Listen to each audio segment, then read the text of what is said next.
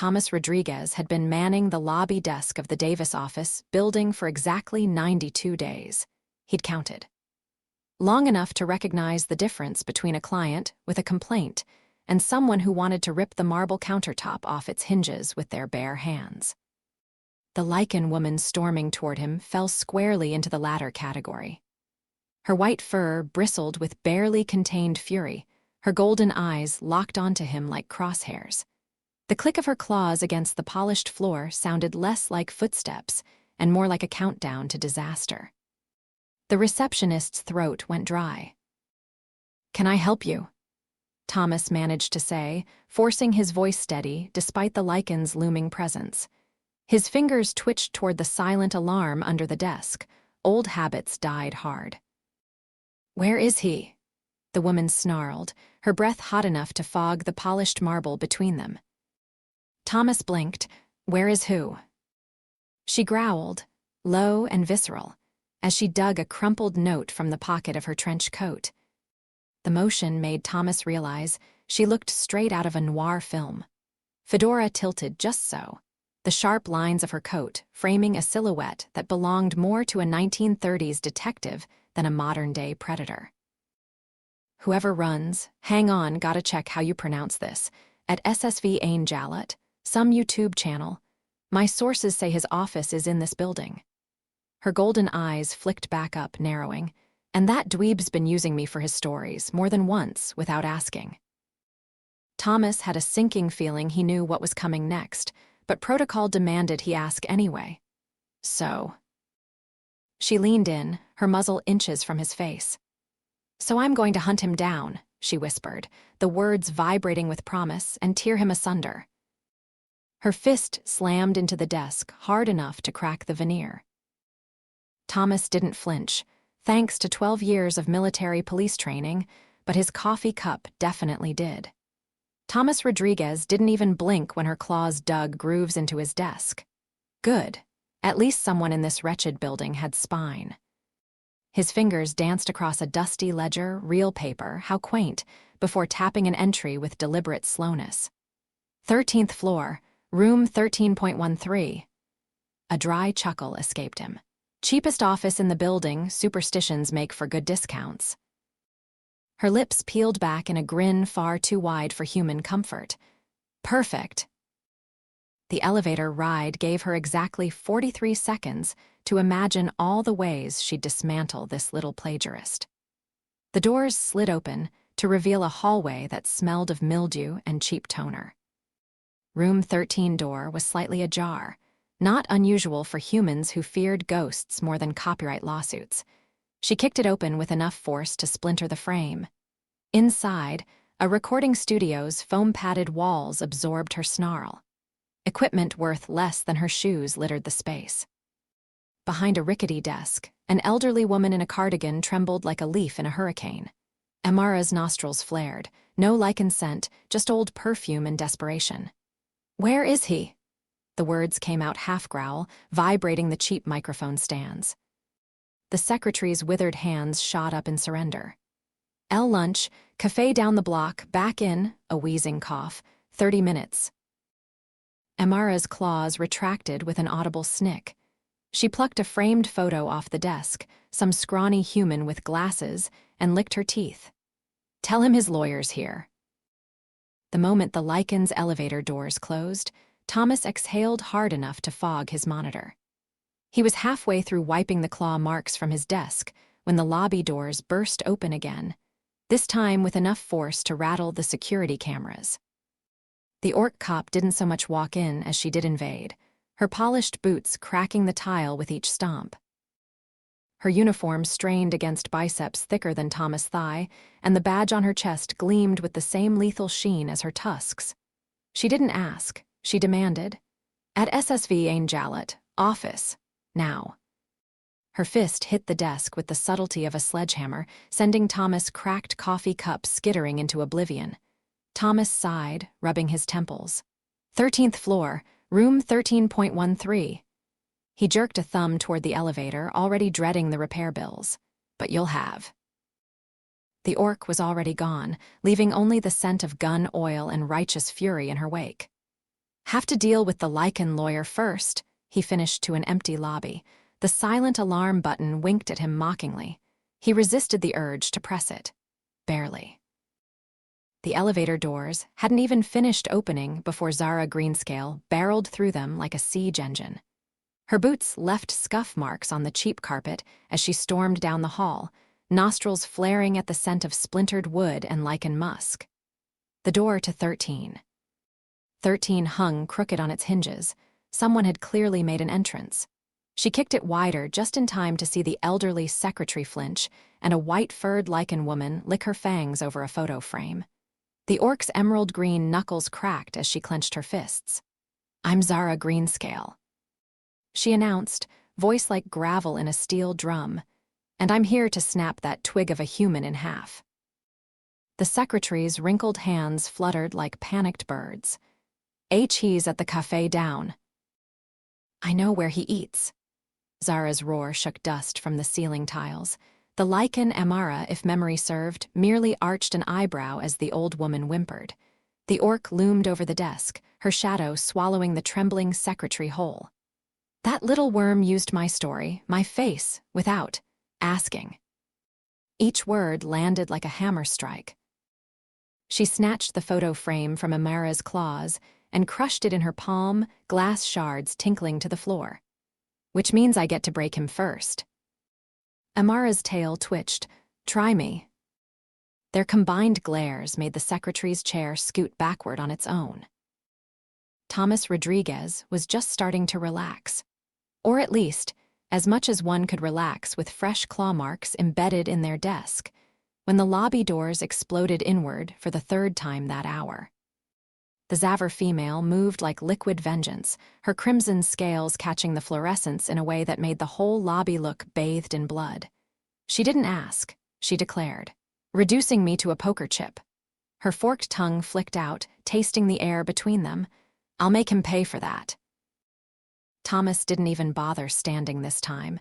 He just gestured limply toward the elevator like a man already drafting his resignation letter. "Room 13.13, but there's already." Her fist came down like a meteor, splitting the marble countertop clean in two.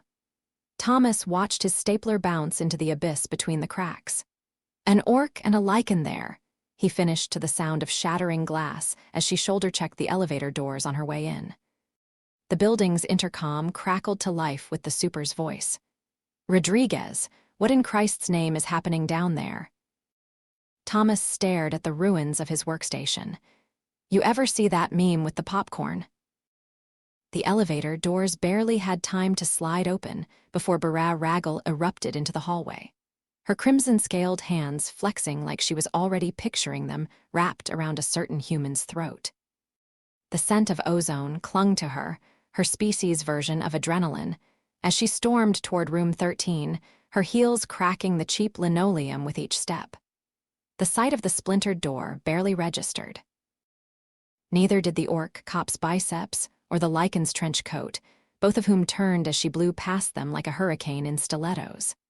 The elderly secretary barely had time to gasp before Barra's clawed fingers seized her cardigan collar, hauling her forward until their noses almost touched. "Where is he?" The words weren't a question, they were a verdict. The old woman's lips trembled, her dentures clicking. "Lunch, he'll be back." Barra dropped her so abruptly the secretary staggered into her chair.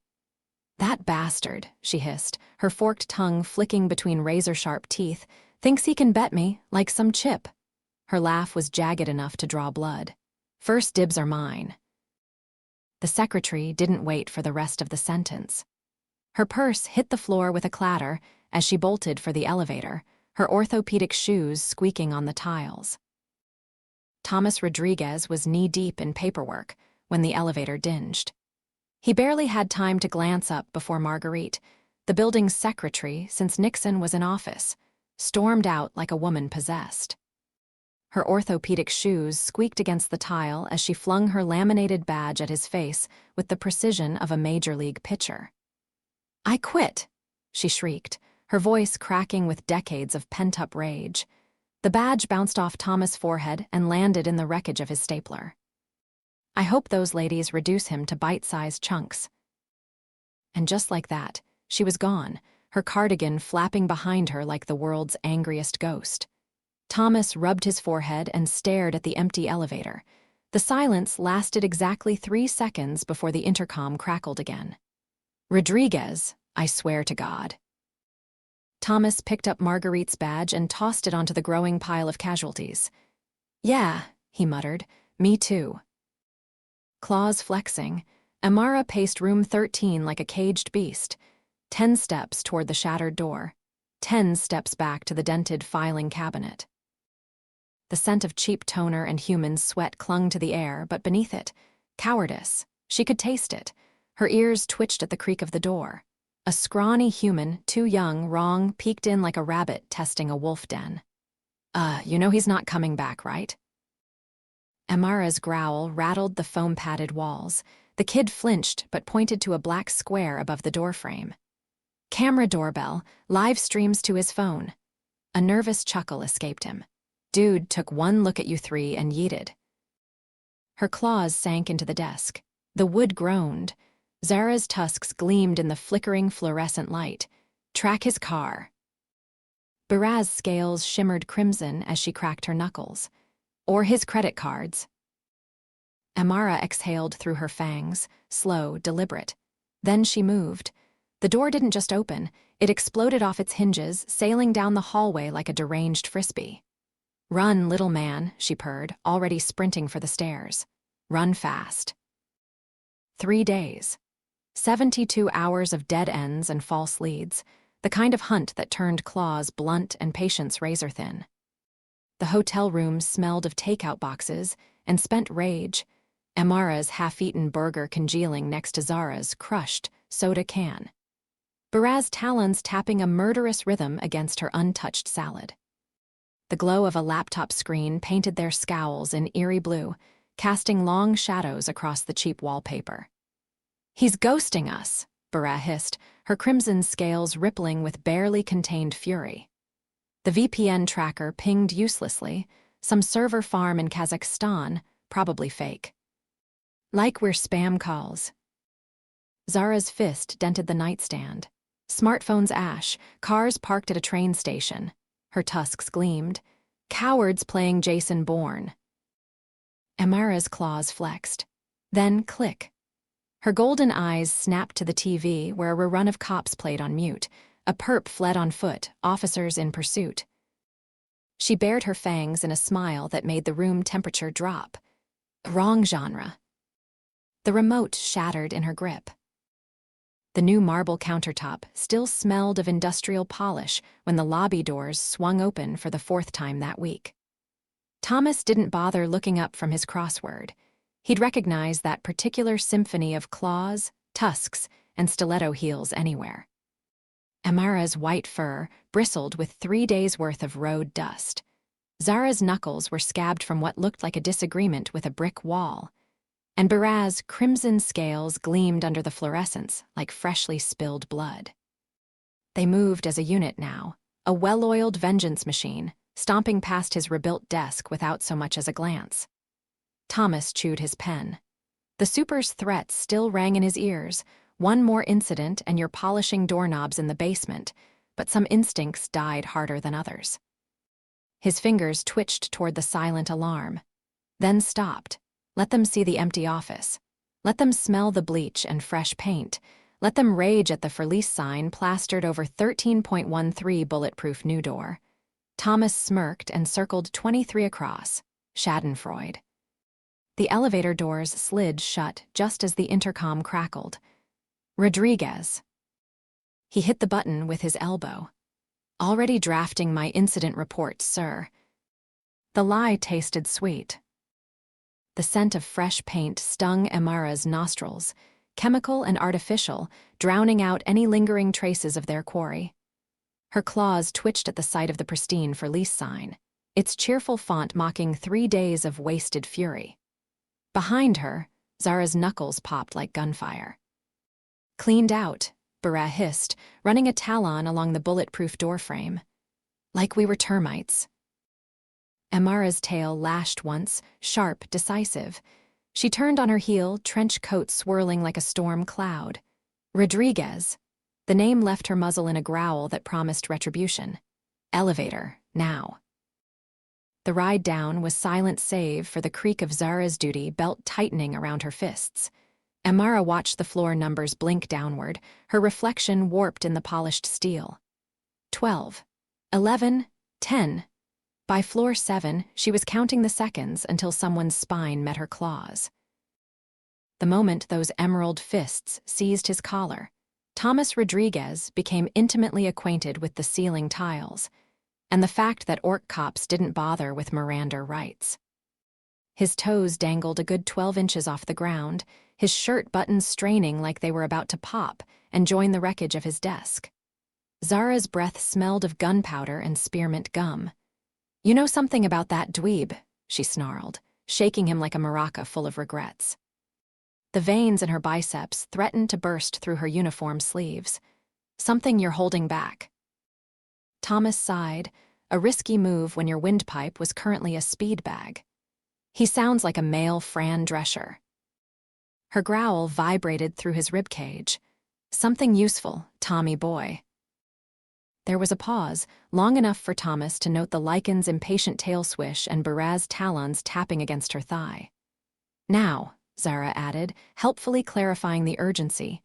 Rodriguez rolled his eyes skyward. "He's addicted to Cafix." His voice turned dry as week-old toast. The real-world version of Cafpow, cause that only exists in NCIS. Zara's grip loosened just enough for gravity to reintroduce itself. Thomas hit the floor with a grunt, narrowly avoiding cracking his tailbone on the stapler graveyard. The Cafix trail led them through 3 continents, 2 forged passports, and 1 very confused Nigerian customs agent who'd never seen an orc cop snarl at a vending machine before. Now, standing in the sweltering metal hut that smelled of burnt circuitry and stale energy drinks, the trio faced their greatest foe yet: existential confusion. Alan Isaacs, scrawny, sweaty, and very much not their target, flinched as Zara's shadow engulfed him. His monitor flickered with lines of code, the only light in the tin can room. "I swear," he squeaked, Scottish vowels trembling, "I just train the bloody models. The prompts come from." Amara's claw tapped the cracked keyboard. "Where?" Alan's Adam's apple bobbed. "Look, mate, ever heard of narrative causality?" Baraz's talons twitched. "Try English." The programmer swallowed hard. "Somewhere. Beyond here," he gestured vaguely upward. "Like meta, your characters, yeah, in A." Zara's fist met the server rack. Sparks rained down as hard drives whined in protest. "Story," Alan finished weakly. The silence that followed was broken only by the distant cry of a goat outside. The monitor's glow painted Zara's emerald knuckles in flickering blue as she scrolled through Alan's contacts. Anton the Italian, Anatoly Bloody Ivanov, and a dozen more handles that sounded like rejected Bond villains. Her tusks ground together hard enough to spark. "Cheap," she muttered, the word tasting like battery acid. The little worm wasn't even creative with his aliases, just a rotating cast of AI scribes, each one spitting out variations on how to screw them over. Snapping this server rack in half would be satisfying, right up until Anton's replacement started typing. She leaned back in the creaking chair, its plastic groaning under her weight. The goat outside bleated again, as if mocking her. "Now what?" The question hung between them like a noose. Amara's claws flexed against the tin wall. Baraz's scales shimmered with ozone. Baraz's claws hovered over the keyboard, her crimson scales catching the flickering monitor light in a way that made Alan whimper. "Wait a minute," she murmured, her forked tongue tasting the stale air. A slow, fanged smile spread across her face, the kind that made tech support reps transfer calls. "We are in the generating area." She snatched a crumpled receipt from Alan's desk, ignoring his squeak of protest, and began scrawling in jagged script that looked like it could carve stone. When she finished, she flicked the paper toward Zara with a talon. The orc caught it midair, her tusks curling as she read. Barras slid into the programmer's chair, the plastic groaned ominously, and cracked her knuckles. Her talons stabbed the microphone button hard enough to dent the casing. The speakers whined with feedback before settling into ominous silence. "Attention, dweebs and dweebesses." Her voice dripped with venomous cheer. Amara's ear twitched. She leaned toward Zara without taking her golden eyes off the screen. "Is that a word?" Zara didn't glance up from the crumpled note. "It is now." "If you're listening to this," Barak continued, watching her words appear on screen in real time, "here's something you should know." Her talons flexed against the desk, leaving grooves in the particle board. "If you dare to subscribe, like, or comment on anything from at SSV Ain Jalut." She paused just long enough to hear Alan gulp. "No, we will find you." The monitor flickered as if sensing the threat. "And that the only choice we'll leave you with is ketchup or mustard." Her grin widened at the choked sound from the corner. "Unless you're Jewish, in which case we're going with mayonnaise and mushroom gravy." The microphone clicked off. Barras swiveled the chair toward her comrades, her crimson eyes gleaming. Alan's whimper was barely audible over the sound of Zara crumpling the receipt into confetti. The hut's door didn't so much swing open as disintegrate under the combined force of 3 furious women exiting in unison. Amara's claws left gouges in the aluminum frame. Zara's shoulder check bowed the metal permanently outward, and Barras' stiletto heel punched clean through the rotting welcome mat like it had personally offended her. Alan Isaacs didn't so much relax as deflate, slumping over his keyboard with the posture of a man who just survived a tornado made of estrogen and vengeance. His shaky fingers reached for the emergency whiskey bottle hidden behind a stack of raspberry pie cases, only for the entire hut to shudder as Zara's parting gift, a full-body tackle against the exterior wall, sent his world's okayest programmer, Mug, clattering to the floor. Outside, the trio's synchronized stomps faded into the Lagos night, punctuated by the distant sound of Barras hissing, "Mayonnaise, Alan. Think about it." The programmer took a swig straight from the bottle. His monitor flickered, one unread message from Anton blinking ominously. "Mate, you might want to VPN to Fiji." The end.